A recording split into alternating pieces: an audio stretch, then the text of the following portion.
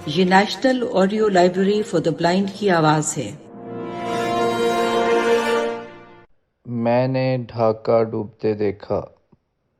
حصہ سوم، جنگ، باب 22، جنرل نیازی کی ہچکیاں۔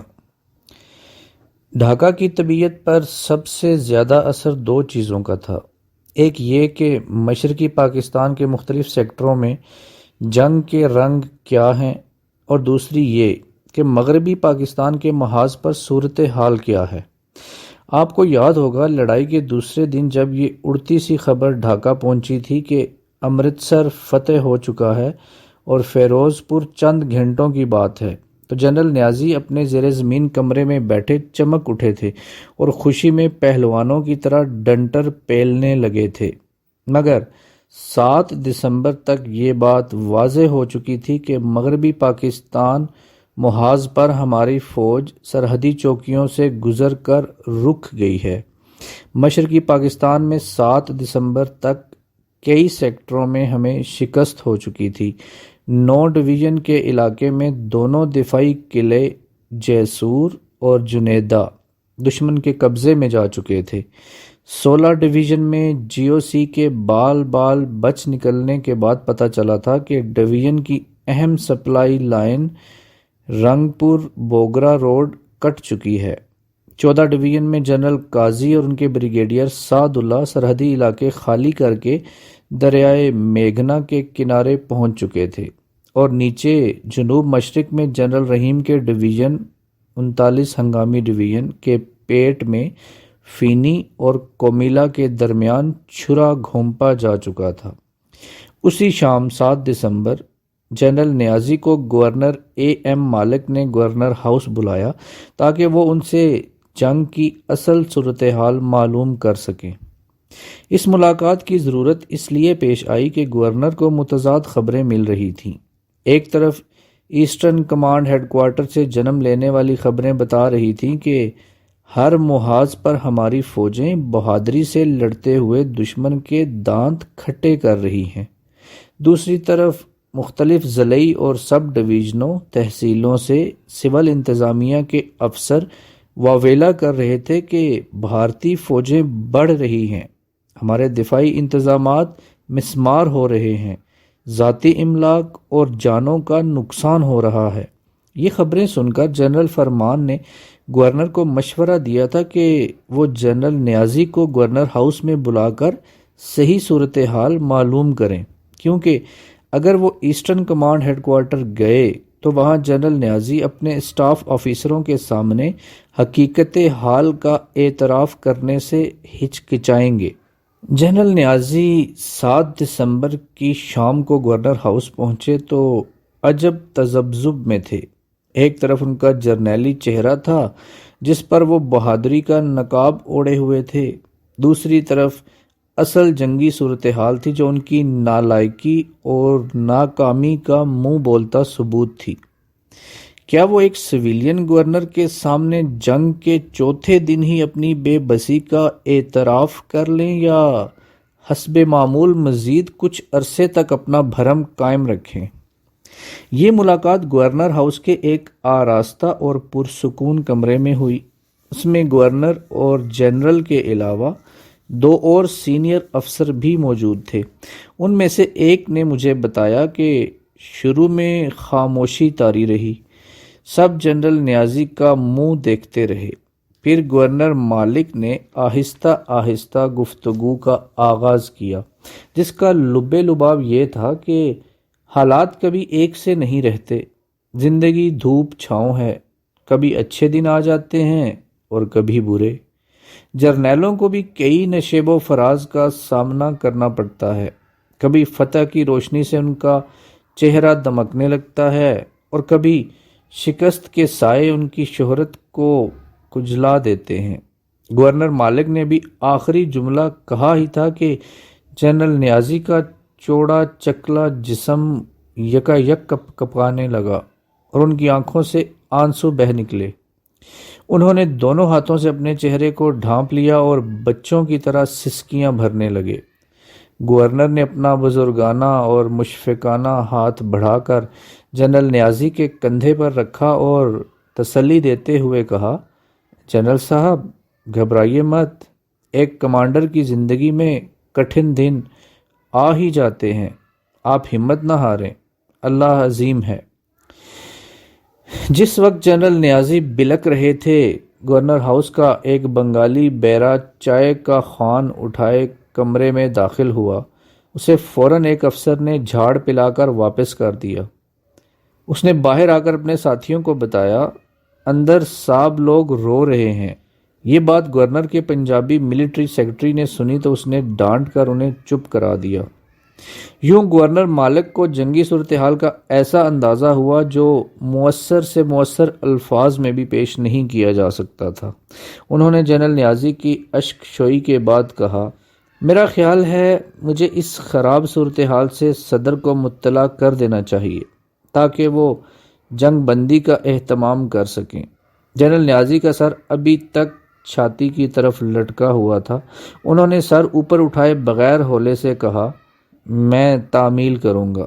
چنانچہ گورنر نے صورتحال پر مبنی ایک تار صدر یحییٰ خان کو روانہ کر دیا۔ جنرل نیازی واپس اپنے ہیڈ کوارٹر میں آئے تو دروازے بند کر کے اپنے کمرے میں بیٹھ رہے۔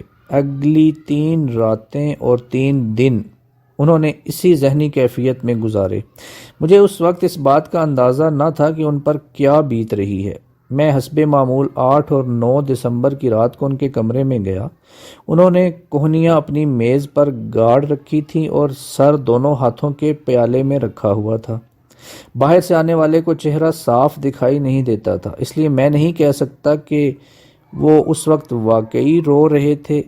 البتہ ان کی ذہنی کیفیت کا اندازہ اس جملے سے ہوتا ہے جو انہوں نے اس موقع پر مجھ سے کہا۔ انہوں نے فرمایا، سالک شکر کرو تم آج جرنیل نہیں ہو۔ اس سے بے شک ان کے گہرے کرب کا احساس ہوتا تھا۔ وہ مجھے بے بس لگے۔ میں وہاں سے چلا آیا، لیکن ساری رات ان کے الفاظ میرے کانوں میں گونجتے رہے۔ مجھے ان پر بہت ترس آیا۔ 7 دسمبر سے 9 دسمبر تک 3 دن جنرل نیازی پر بھاری گزرے۔ اس عرصے میں ان کے تقریباً سبھی ڈویژن اپنی سالمیت اور تنظیمی یگانگت کھو بیٹھے تھے۔ بہت سے علاقوں میں ان کی فوجیں ان دفاعی لائنوں سے بہت پیچھے ہٹ چکی تھیں جن کے متعلق کہا جاتا تھا کہ ان سے پیچھے ہٹنے کا سوال ہی پیدا نہیں ہوتا۔ انہیں انگریزی میں لائن آف نو پینیٹریشن کہا جاتا تھا۔ مزید مایوسی کی وجہ یہ تھی کہ مغربی پاکستان محاذ پر بھی پیش قدمی کے امکانات ختم ہو گئے تھے، جہاں غیر معمولی فتوحات حاصل کرنے کی توقع تھی کیونکہ مشرقی پاکستان کا دفاع مغربی پاکستان سے ہونا تھا۔ قدرتی طور پر اس عرصے میں جنرل نیازی کی شوخی اور لطیفہ گوئی حرن ہو چکی تھی۔ وہ اپنے کمرے سے بہت کم نکلتے اور عموماً تخلیے کو ترجیح دیتے، لیکن جب بھی نظر آتے بجھے بجھے سے لگتے۔ ان کی طبیعت میں شوخی کی بجائے چڑچڑا پن آ چکا تھا۔ ان کی آنکھیں ان کی بے خوابی کی غمازی کرتی تھیں۔ ذمہ داریوں کا بھاری بوجھ ان کے چہرے کے سبھی خد و خال میں جھلک رہا تھا۔ اسی اثناء میں آل انڈیا ریڈیو اور دوسرے غیر ملکی نشری ادارے ہماری پسپائی کی خبریں بڑھا چڑھا کر پیش کر رہے تھے۔ اس پر مزید المیہ یہ تھا کہ ہمارے بنگالی بھائی ریڈیو پاکستان کی بجائے ان غیر ملکی اداروں کو زیادہ قابل اعتماد سمجھتے تھے۔ انہی دنوں بی بی سی نے اعلان کیا کہ جنرل نیازی اپنی فوج کو چھوڑ کر مغربی پاکستان بھاگ گئے ہیں۔ اس نشریے سے جنرل نیازی بہت جزبز ہوئے اور 10 دسمبر کو اچانک ڈھاکہ انٹر کانٹیننٹل میں جا دھمکے۔ ہوٹل کی لابی میں جو شخص بھی ان کے سامنے آیا انہوں نے جھلا کر کہا، بی بی سی والا کدھر ہے؟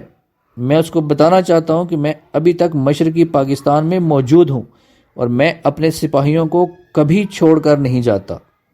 وہ ہوا میں یہ اعلان کر کے ایسٹرن کمانڈ ہیڈ کوارٹر آ گئے۔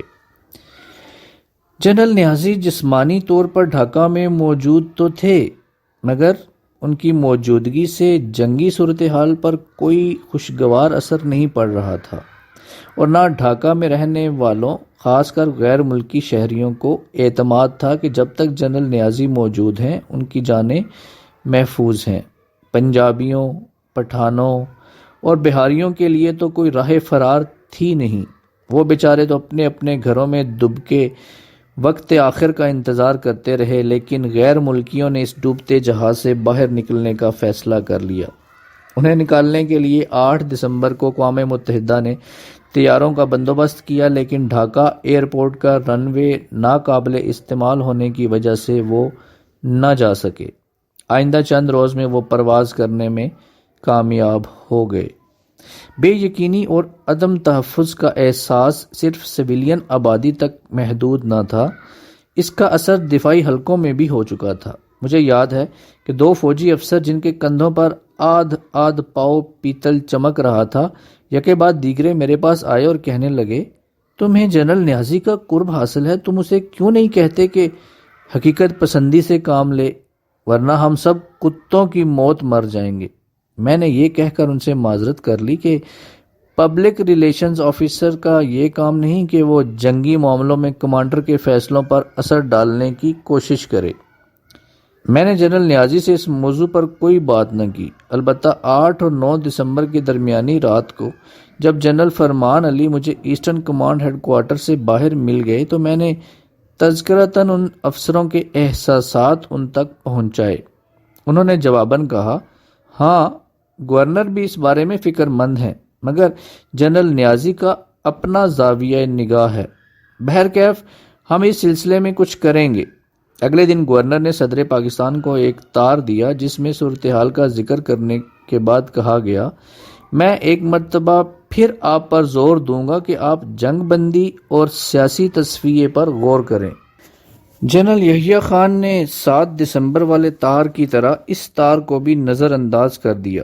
غالباً اس کی ایک وجہ یہ تھی کہ مشرقی پاکستان کی جنگی صورتحال کے مالک و مختار تو جنرل نیازی تھے، جو متواتر اپنی اور اپنی سپاہ کی اعلیٰ دفاعی صلاحیتوں کی رپورٹیں بھیج رہے تھے۔ ڈاکٹر مالک گورنر صحیح، مگر جنگی حالات کے بارے میں ان کی رائے کیا اہمیت رکھتی ہے؟ ایسٹرن کمانڈ نے پہلی مرتبہ 9 دسمبر کو صورتحال کی نزاکت کا اقرار کیا اور GHQ کے نام ایک پیغام میں کہا، فضا میں دشمن کی برتری کے باعث بکھری ہوئی فوج کی صف بندی اور تنظیم نو ممکن نہیں۔ مقامی لوگوں کا رویہ انتہائی مخاصمانہ ہے، وہ دشمن کو ہر ممکن مدد دے رہے ہیں۔ رات کے وقت مکتی باہنی کی چھاپہ مار کارروائیوں کی وجہ سے نقل و حرکت مشکل ہے، وہ بھارتی فوج کی رہنمائی کرتے ہوئے اسے ہمارے عقب میں لے آتے ہیں۔ ہوائی اڈہ زبردست نقصان کے باعث ناقابل استعمال ہو چکا ہے، جس کی وجہ سے گزشتہ 3 دنوں میں ہمارے جہاز پرواز نہیں کر سکے اور آئندہ بھی نہیں کر سکیں گے۔ نمبر 2، دشمن کی فضائی کارروائیوں سے ہمارے بھاری ہتھیاروں اور جنگی سامان کو بے حد نقصان پہنچا ہے۔ ہمارے جوان تاحال بڑی جرأت سے لڑ رہے ہیں، مگر ان پر تھکان اور دباؤ کے آثار نمایاں ہو رہے ہیں۔ وہ گزشتہ 20 دن سے سو نہیں سکے، کیونکہ دشمن کے جہاز، توپیں اور ٹینک مسلسل گورہ باری کر رہے ہیں۔ نمبر 3، صورتحال انتہائی نازک ہے، مگر ہم اپنی استطاعت کے مطابق لڑتے رہیں گے۔ نمبر 4، آپ سے درخواست ہے کہ اس علاقے میں دشمن کے تمام ٹھکانوں پر فضائی حملوں کا اہتمام کریں اور اگر ممکن ہو تو ڈھاکہ کے دفاع کے لیے جہازوں کے ذریعے کمک روانہ کریں۔ جنرل نیازی کی مذکورہ تار نے گورنر مالک کے اندیشے کی تصدیق کر دی۔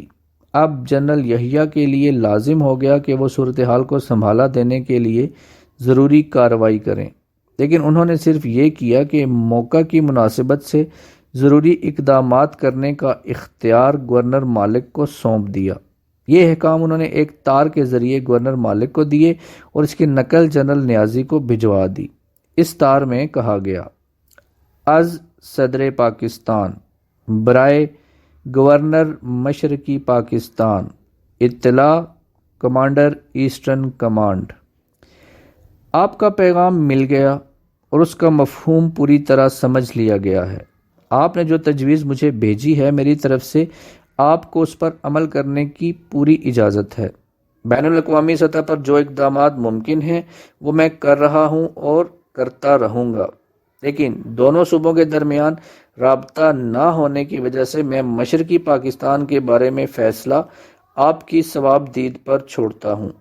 آپ جو فیصلہ کریں گے مجھے منظور ہوگا۔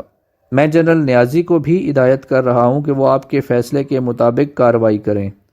اس تار کے بعد ایک اور تار جنرل عبدالحمید کی طرف سے جنرل نیازی کے نام پہنچا۔ انہوں نے مذکورہ صدارتی تار کے بنیادی نکات دہرانے کے بعد جنرل نیازی کو ہدایت کی کہ وہ جنگ سے متعلق صحیح صورتحال سے گورنر مالک کو باخبر رکھیں تاکہ وہ درست فیصلہ کر سکیں۔ اسی تار میں جنرل حمید نے یہ مشورہ بھی دیا کہ وہ زیادہ سے زیادہ ساز و سامان بر وقت تلف کر دیں تاکہ یہ دشمن کے ہاتھ نہ لگ جائے۔ جنرل حمید کے تار کا متن یہ تھا: از چیف آف آرمی سٹاف برائے کمانڈر ایسٹرن کمانڈ، بحوالہ صدارتی تار بنام گورنر، جس کی نقل آپ کو دی گئی ہے۔ صدر نے مشرقی پاکستان کے متعلق فیصلہ گورنر پر چھوڑ دیا ہے، جو اس بارے میں آپ سے مشورہ کریں گے۔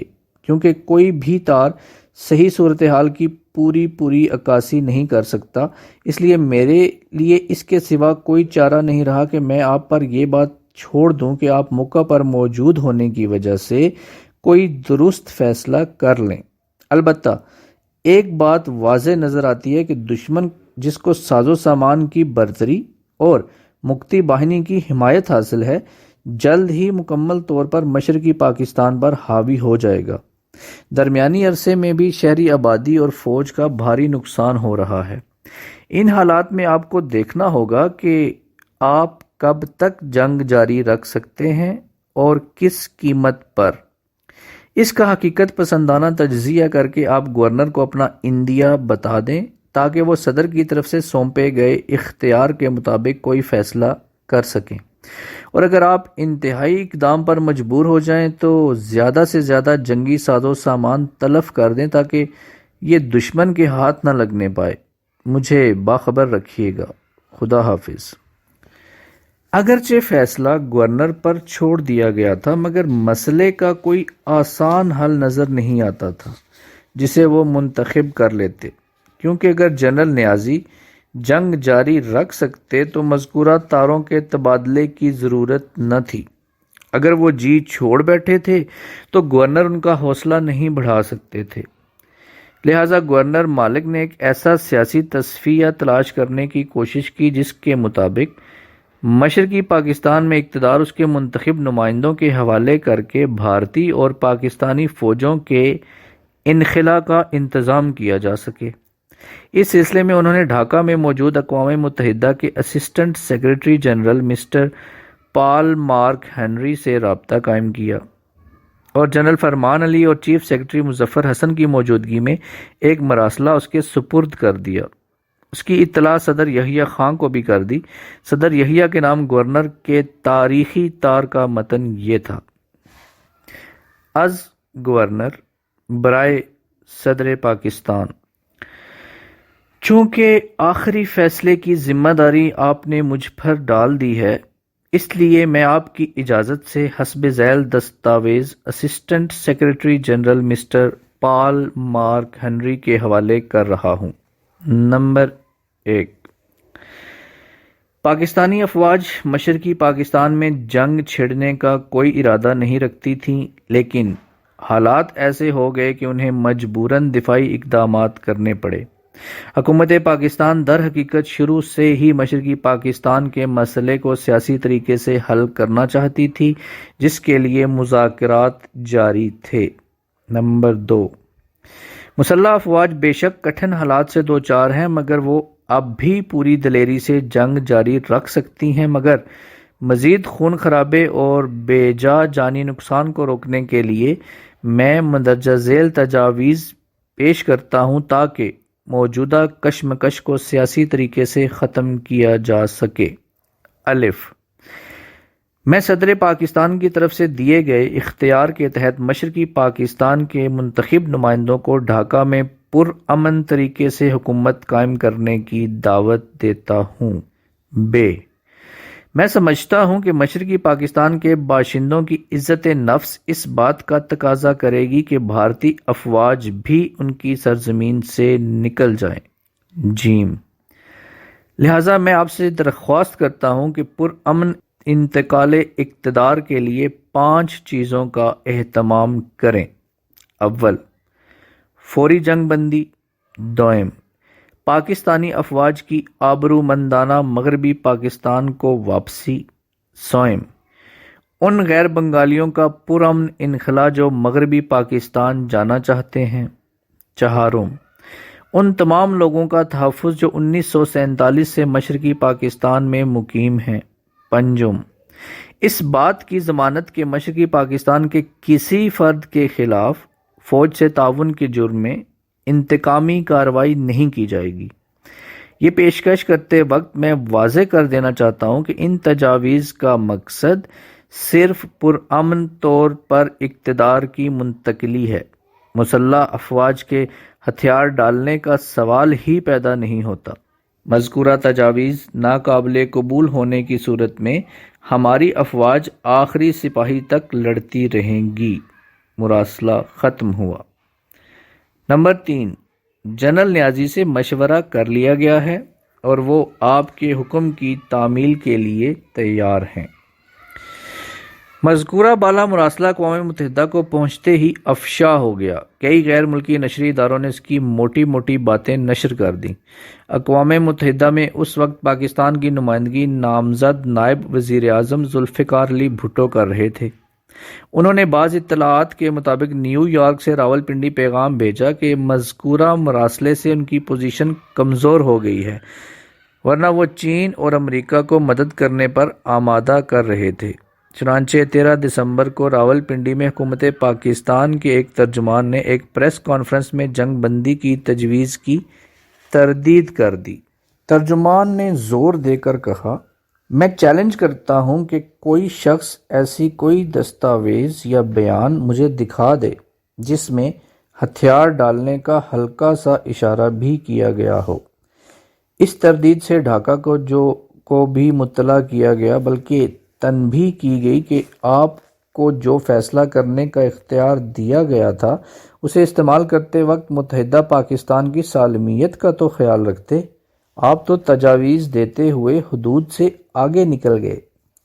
عام طور پر اقوام متحدہ کو دیے گئے مذکورہ مراسلے کی ذمہ داری جنرل فرمان علی پر ڈالی جاتی ہے۔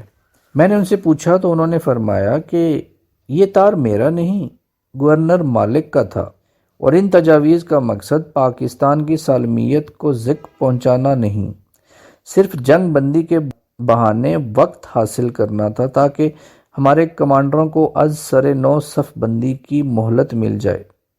اگر ہندوستان ہمارے اس اقدام کو جنگ بندی کی خلاف ورزی سمجھتا اور دوبارہ جنگ شروع کر دیتا تو ہم اس وقفے میں اس کے لیے تیار ہو چکے ہوتے۔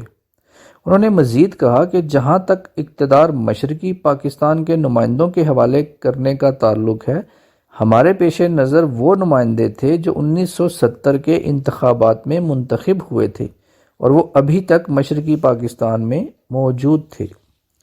ان تجاویز کی غرض و غایت سے قطع نظر یہ امر واقعہ ہے کہ حکومت پاکستان کے ترجمان کی طرف سے ان کی پرزور تردید کے بعد جنگ بندی کا چرچا ختم ہو گیا، کم از کم وقتی طور پر۔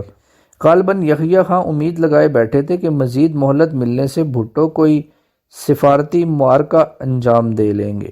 مزید مہلت کا مطلب یہ تھا کہ کسی طرح جنرل نیازی بھی اڑے رہیں اور قبل از وقت ہمت نہ ہار بیٹھیں۔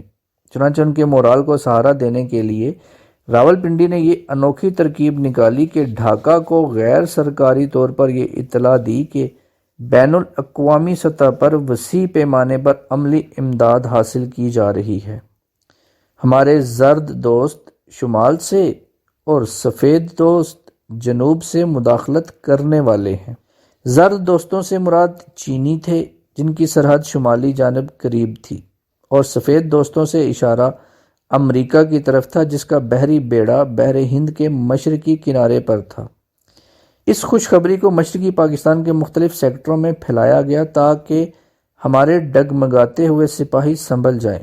بریگیڈیئر قادر کا 93 بریگیڈ جب میمن سنگھ سے پسپا ہو کر ڈھاکہ کی طرف آ رہا تھا تو اسے بھی تنگیل کے قریب بھارتی چھاتا برداروں کو دیکھ کر یہی خیال ہوا تھا کہ شاید واقعی ہمارے دوست ہماری مدد کو پہنچ گئے ہیں۔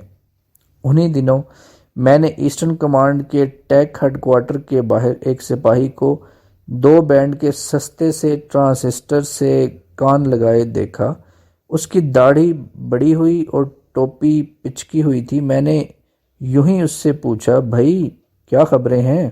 وہ یاس میں ڈوبے لہجے میں بولا، سر چینی یا امریکی امداد کی کوئی خبر نہیں۔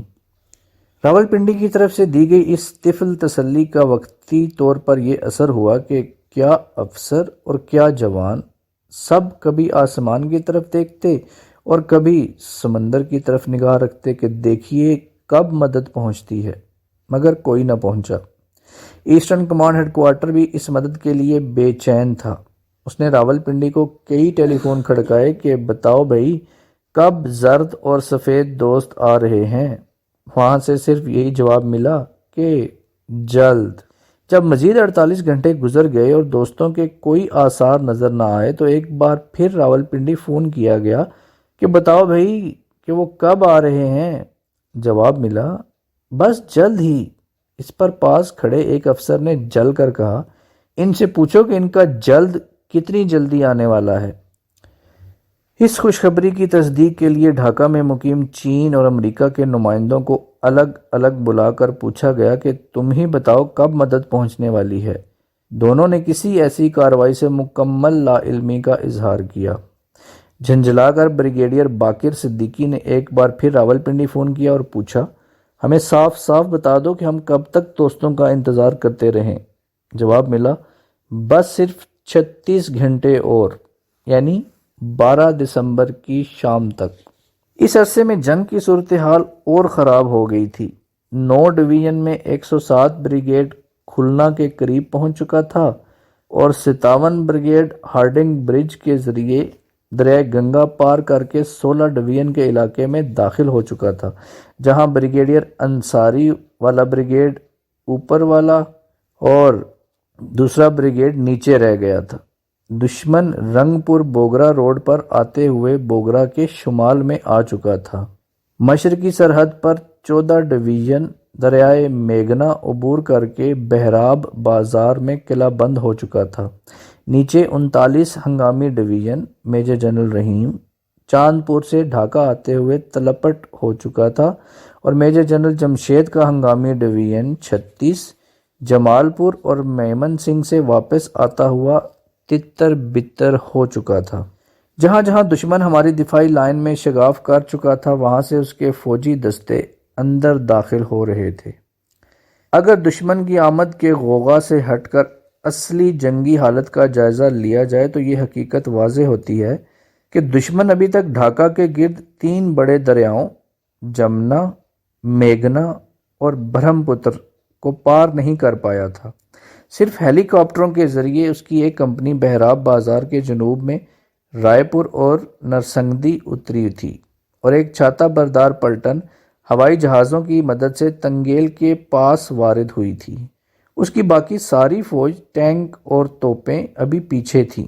جو نفری دریاؤں کے اس پار اتر چکی تھی وہ ڈھاکہ کو فتح کرنے کے لیے سراسر ناکافی تھی۔ ڈھاکہ کی قسمت کا فیصلہ کرنے کے لیے دشمن کو ابھی اپنے ڈویژن اور بھاری ہتھیار، ٹینک اور توپیں وغیرہ آگے لانا تھے، اور یہ اس وقت تک ممکن نہ تھا جب تک وہ دریاؤں پر عارضی پل نہ باندھ لیتا۔ اور اگر آپ مشرقی پاکستان کے ان محیط دریاؤں کا خیال کریں تو آپ کو اندازہ ہوگا کہ ان پر پل باندھنا آسان کام نہ تھا۔ ماہرین کا خیال ہے کہ دشمن کو موجودہ گھاٹوں یا نئے پلوں کے ذریعے دریا پار کرنے میں کم از کم 1 ہفتہ ضرور لگتا۔ اس کے بعد وہ صحیح معنوں میں ڈھاکہ پر دستک دیتا۔ پھر ڈھاکہ پر منحصر تھا کہ اس کی ریڑھ کی ہڈی کتنی مضبوط ہے۔ جہاں تک راشن اور ایمونیشن کا تعلق ہے اس کی کوئی کمی نہ تھی۔ کم از کم 1 ماہ تک لڑائی بآسانی لڑی جا سکتی تھی۔ اس کے باوجود ایسٹرن کمانڈ کے اوسان خطا ہو گئے۔ اس کی کپ کپی کی وجہ غالباً یہ تھی کہ اس کے پاس ڈھاکہ کے دفاع کے لیے پکی فوج یعنی ریگولر آرمی کی ایک پلٹن بھی موجود نہ تھی۔ اس کام کے لیے جو 53 بریگیڈ رکھا گیا تھا وہ وسط نومبر میں فینی منتقل کر کے میجر جنرل رحیم کے سپرد کیا جا چکا تھا۔ اب جنرل نیازی کو لالے پڑے تو ان کے chief of staff brigadier Baqir Siddiqui نے مختلف سیکٹر کمانڈروں سے کہنا شروع کیا کہ وہ ڈھاکہ کے دفاع میں ہاتھ بٹائیں۔ انہوں نے کومیلا میں بریگیڈیئر عاطف سے کہا وہ ڈھاکہ کے مشرقی جانب دریائے میگنا کے مغربی کنارے پر آ کر پوزیشن سنبھال لیں۔ عاطف نے اپنے دفاعی قلعے میں پڑے رہنا زیادہ مفید سمجھا، جسے انہوں نے بڑی محنت سے تیار کیا تھا۔ پھر 14 ڈویژن کے جی او سی میجر جنرل قاضی سے کہا گیا کہ وہ بہراب بازار کو چھوڑیں اور ڈھاکہ واپس آ جائیں، مگر انہوں نے کشتیوں کی کمی کے باعث تعمیل ارشاد سے معذرت کر لی۔ میجر جنرل نذر حسین شاہ سے درخواست کی گئی کہ 9 ڈویژن کا 57 بریگیڈیئر منظور جو ان کے علاقے میں پہنچ چکا ہے اسے ڈھاکہ روانہ کر دیں۔ انہوں نے بریگیڈ کی بجائے اس کی ایک پلٹن روانہ کر دی، مگر وہ دریائے جمنا پار نہ کر سکی۔ بے بسی کے اس عالم میں میجر جنرل جمشید کو مجبور کیا گیا کہ وہ بریگیڈیئر قادر والے بریگیڈ 93 کو میمن سنگھ اور جمال پور سے واپس بلا کر ڈھاکہ کے شمال میں کلیاکیر کے قریب لگا دیں تاکہ ڈھاکہ کا ایک پہلو تو محفوظ رہے۔ بریگیڈیئر قادر نے بھی ان احکامات کو منسوخ کرانے کے لیے کئی بار جنرل جمشید سے رابطہ قائم کرنے کی کوشش کی، مگر کامیابی نہ ہوئی۔ مجبوراً انہیں پسپا ہونا پڑا۔ اس پسپائی میں ہی اس بریگیڈ کا شیرازہ بکھر گیا، جس کا احوال پچھلے باب میں آ چکا ہے۔ اگرچہ جنگ کے تیور روز بروز بدل رہے تھے اور کامیابی کی کوئی صورت نظر نہ آتی تھی، مگر جنرل نیازی اب بھی امید لگائے بیٹھے تھے کہ واقعی شمال سے زرد دوست اور جنوب سے سفید دوست مدد کو پہنچنے والے ہیں۔ وہ امید کی اسی لو میں 11 دسمبر کو سی ایم ایچ ڈھاکہ گئے، جہاں ان کے سامنے نصف درجن نرسیں پیش کی گئیں جو مغربی پاکستان سے تعلق رکھتی تھیں۔ انہوں نے جنرل صاحب سے درخواست کی کہ ہمیں مکتی باہنی کے درندوں سے بچانے کی تدبیر کی جائے، کیونکہ گزشتہ مارچ اپریل میں جو عورتیں ان کے ہتھے چڑھ گئی تھیں ان سے عبرت ناک سلوک کیا گیا تھا۔ جنرل نیازی نے انہیں تسلی دی، گھبراؤ نہیں، کمک آنے والی ہے، کل شام تک انتظار کرو۔ اگر حالات خراب ہو گئے اور صورتحال بے قابو ہونے لگی تو ہم آپ کو مکتی باہنی کے ہاتھوں میں جانے سے پہلے خود ہلاک کر دیں گے۔ ہسپتال سے نکل کر وہ ہوائی اڈے پر تشریف لے گئے، جہاں انہوں نے ہماری طیارہ شکن توپوں کی پوزیشنوں کا معائنہ کیا اور جوانوں کو ہر وقت چوکنا رہنے کی ہدایت کی۔ وہ واپس چھاؤنی آنے لگے تو ہوائی اڈے کے باہر انہیں غیر ملکی مردوں اور عورتوں کا ایک غول نظر آیا۔ انہوں نے اسے اپنے فرار کی افواہوں کی تردید کرنے کا سنہری موقع سمجھا۔ وہ جھٹ جیپ سے اتر کر ان کے پاس پہنچ گئے۔ اس غول میں بہت سے اخبار نویس بھی تھے، جنہوں نے انہیں گھیر لیا اور طرح طرح کے سوال کرنے لگے۔ چند سوال و جواب یہ تھے۔ سوال: بھارت کا دعویٰ ہے کہ اس کی فوج ڈھاکہ کے دروازے پر پہنچ چکی ہے، آپ بتائیے کہ وہ کتنی دور ہے؟ جواب: خود ہی جا کر دیکھ لو۔ سوال: آپ کے عزائم کیا ہیں؟ جواب: میں آخری سپاہی اور آخری گولی تک لڑوں گا۔ سوال: کیا بھارتی فوج کو ڈھاکہ سے دور رکھنے کے لیے آپ کے پاس کافی تعداد میں فوج موجود ہے؟ جواب: ڈھاکہ پہنچنے کے لیے میری لاش پر سے گزرنا ہوگا، انہیں پہلے یہاں سے اپنی چھاتی ٹھونکتے ہوئے اپنے ٹینک گزارنے ہوں گے۔ سوالات کی بوچھاڑ جاری تھی اور جنرل نیازی جلاہٹ میں کسی کا جواب دیتے اور کسی کو ٹال دیتے، پھر یکایک وہ اس بوچھاڑ سے نکل کر واپس اپنے زیر زمین ہیڈ کوارٹر میں آ گئے۔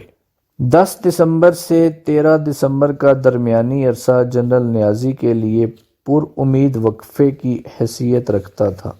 اس عرصے میں وہ مضطرب تو تھے مگر بالکل ہی شکستہ نہ تھے، جو 7 دسمبر سے 9 دسمبر تک حالت تھی۔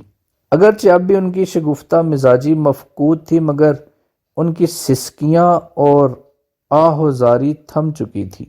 وہ اپنے اندرونی خلفشار کو اپنے چہرے پر منعکس ہونے سے روکنے میں کافی حد تک کامیاب لگتے تھے، معلوم ہوتا تھا کہ بیرونی امداد کی طفل تسلی نے انہیں عارضی طور پر سہارا دے دیا تھا۔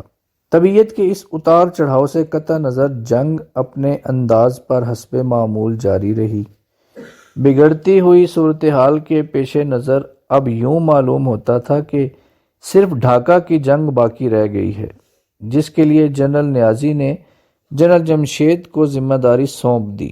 آپریشن روم کی مغربی دیوار پر، جہاں جنگ کے آغاز میں مغربی پاکستان کا جنگی نقشہ لٹکا ہوا تھا، وہاں اب ڈھاکہ شہر اور چھاؤنی کا نقشہ لگا دیا گیا۔ جنرل جمشید ڈھاکہ کے دفاع کے لیے اسی آپریشن روم میں کانفرنس منعقد کرنے لگے، جہاں 3 دسمبر کو بھرپور جنگ چھڑنے پر جنرل نیازی نے ریشمی اسکارف پہن کر چیدہ چیدہ افسروں سے خطاب کیا تھا۔ میجر جنرل جمشید کے نائب بریگیڈیئر بشیر تھے۔ وہ ان فیصلوں کے مطابق نقشے پر ڈھاکہ کے ارد گرد گول گول دائرے لگاتے جاتے تھے، جو مجوزہ دفاعی مورچوں کی نشاندہی کرتے تھے۔ سرخ پینسل سے لگائے گئے یہ دائرے یوں لگتے تھے جیسے سانپ کنڈلی مارے بیٹھے ہیں، اور جو ہی انہیں کسی نے چھیڑا یہ فوراً اسے ڈس لیں گے۔ اس کاغذی کارروائی کے مطابق ڈھاکہ کی 2 دفاعی لائنیں تھیں۔ بیرونی دفاعی لائن شمال مغرب میں مانک گنج، شمال میں کلیاکیر، شمال مشرق میں نارائن گنج اور مشرق میں منشی گنج پر محیط تھی۔ توقع یہ تھی کہ میمن سنگھ سے 93 بریگیڈ، بہراب بازار سے 27 بریگیڈ، کومیلا سے 117 بریگیڈ اور چاندپور سے 39 ہنگامی ڈویژن پسپا ہو کر الگ ترتیب کلیاکیر، نرسنگدی، داؤد کنڈی اور منشی گنج میں آ جائیں گے۔ اندرونی دفاعی لائن میرپور کے پل، ٹونگی، ڈیمرا اور نارائن گنج کے ساتھ ساتھ قائم کی گئی تھی۔ خیال تھا کہ اگر دشمن بیرونی دفاعی لائن توڑ کر اندر آ گیا تو اس دفاعی لائن پر مغرب میں کرنل فضل حمید، شمال میں بریگیڈیئر قاسم اور مشرق میں بریگیڈیئر منصور اسے روک لیں گے۔ خود ڈھاکہ شہر کی نگرانی بریگیڈیئر بشیر کے سپرد تھی۔ دفاعی لائنیں تو قائم کر دی گئیں، مگر ان کی حفاظت کے لیے سپاہی کہاں سے آئیں گے؟ جیسا کہ اوپر کہا گیا ہے، ڈھاکہ کے دفاع کے لیے باقاعدہ ایک پلٹن بھی نہیں تھی، لہٰذا ایک کانفرنس بلائی گئی تاکہ تمام افسر اپنی عسکری اور نیم عسکری نفری کی نشاندہی کریں کہ وہ کتنی ہے اور اس کے پاس کیا کیا ہتھیار ہیں۔ اس کانفرنس میں باقاعدہ فوج کے زیادہ تر خدمتگار محکمے، آرڈیننس، سگنل، سپلائی، انجینئرز اور ای وغیرہ نے شرکت کی، اور اس کی کل 12 کمپنیوں کے برابر نفری، تقریباً 1500 افراد کی نشاندہی کی گئی۔ اس طرح سول آرمڈ فورسز کے 1500 سپاہی، پولیس کے 1800 سپاہی اور البدر کے 800 رضاکار دستیاب ہوئے۔ یوں کل نفری 5,500 ہزار بن گئی۔ ان میں سے اکثر کے پاس 303 کی پرانی رائفلیں تھیں۔ ان کی دفاعی قوت میں اضافہ کرنے کے لیے ادھر ادھر سے مزید ہتھیاروں کا کھوج لگایا گیا، جس کے نتیجے میں 3 انچ دھانے کی 3 مارٹریں، 4 ٹینک شکن توپیں RR، 6 پاؤنڈ وزنی گولہ پھینکنے والی 2 توپیں اور 4 ہلکی مشین گنیں مل گئیں۔ مارچ 1971 میں استعمال ہونے والے ٹینک اس کے علاوہ تھے۔ اس نفری کو مذکورہ ہتھیاروں سمیت ڈھاکہ کے ارد گرد متعین کر دیا گیا۔ اس میں اچھی نفری اور بھاری ہتھیار شمالی جانب رکھے گئے، کیونکہ چھاتہ بردار بھارتی فوج کی خبر کے بعد یہی خطرہ تھا کہ سب سے پہلے یہی دستے ڈھاکہ پر حملہ آور ہوں گے۔ کاغذ پر یہ دفاعی انتظامات معقول لگتے تھے، مگر عملاً زمین پر حالت بالکل مختلف تھی۔ سپاہیوں کے حوصلے پست تھے اور ہتھیار زیادہ تر فرسودہ اور بیکار۔ کسی کی نالی خراب تھی اور کسی کا نشانہ باندھنے والا حصہ غائب تھا۔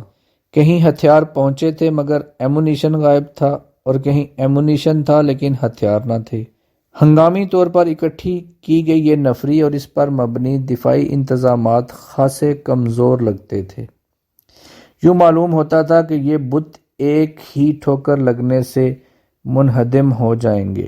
میں نے اس حقیقت پسندی کا اظہار کیا تو بریگیڈیئر قاسم، جو چھاؤنی کی شمالی سرحد کے نگہبان تھے، مجھے اپنے سیکٹر کے دفاعی انتظامات دکھانے لے گئے۔ وہ جیپ چلا رہے تھے اور میں ان کے ساتھ بیٹھا تھا۔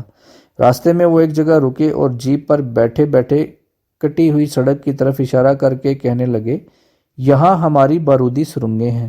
تھوڑی دور آگے جا کر وہ ایک نشیب کے کنارے کھڑے ہو گئے اور انگلی کے اشارے سے فرمانے لگے کہ وہاں ہمارے ٹینک شکن توپیں اور ان سے اور آگے ہمارے ٹینک ہیں۔ ایک جگہ ہم جیپ سے اتر کر گن پوزیشن دیکھنے گئے تو وہاں ایک ٹینک شکن توپ دھری تھی، مگر اس کے قریب کوئی آدمی نہ تھا۔ آواز دینے پر ایک سپاہی نمودار ہوا۔ اس نے بتایا کہ اس توپ کا ایمونیشن غلط آ گیا تھا۔ کپتان صاحب صحیح قسم کا ایمونیشن لینے ڈھاکہ گئے ہیں۔ یہ 13 دسمبر کا واقعہ ہے۔ دورے کے آخر میں ہم ٹونگی سے ذرا ادھر کرمیٹولا ایئرپورٹ کے قریب رکے، جہاں بریگیڈیئر قاسم نے ایک میجر سے پوچھا، کہو تم کیسے محسوس کرتے ہو؟ میں تو ٹھیک محسوس کر رہا ہوں، مگر جوان سمجھتے ہیں کہ ایک مارٹر اور 2 سٹین گنوں سے وہ دشمن کی یلغار نہیں روک سکیں گے۔ احمقانہ باتیں مت کرو، انہیں حوصلہ دلاؤ، انہیں بتاؤ کہ جنگیں ہتھیاروں سے نہیں جیتی جاتی۔ میجر خاموش رہا۔ ادھر ایسٹرن کمانڈ ہیڈ کوارٹر میں خیال آرائی ہونے لگی کہ ڈھاکہ شہر کے گلی کوچوں میں کس طرح لڑائی لڑی جائے۔ ایک صاحب نے کہا، ہمیں ڈھاکہ کو سٹالن گراڈ بنا دینا چاہیے۔ دوسرے بولے، پاگل ہو گئے ہو، سٹالن گراڈ اور ڈھاکہ کا کیا مقابلہ؟ یہاں مقامی آبادی ہمارے خلاف ہے۔ ایک طرف بھارت ہماری سرزنش کرے گا اور دوسری طرف مکتی باہنی ہمارا تعاقب کرے گی۔ ہم آوارہ کتوں کی طرح پھڑک پھڑک کر تباہ ہو جائیں گے۔ گلی گلی لڑنے کا ارادہ ترک کر دیا گیا۔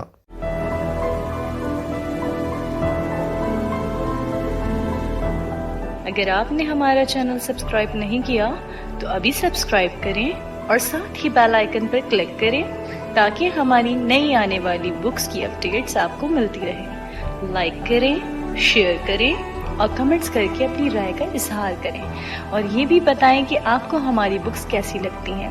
مزید معلومات اور ڈسکشن کے لیے ڈسکرپشن میں دیے گئے لنک پر کلک کر کے ہمارا واٹس ایپ گروپ جوائن کریں۔ شکریہ۔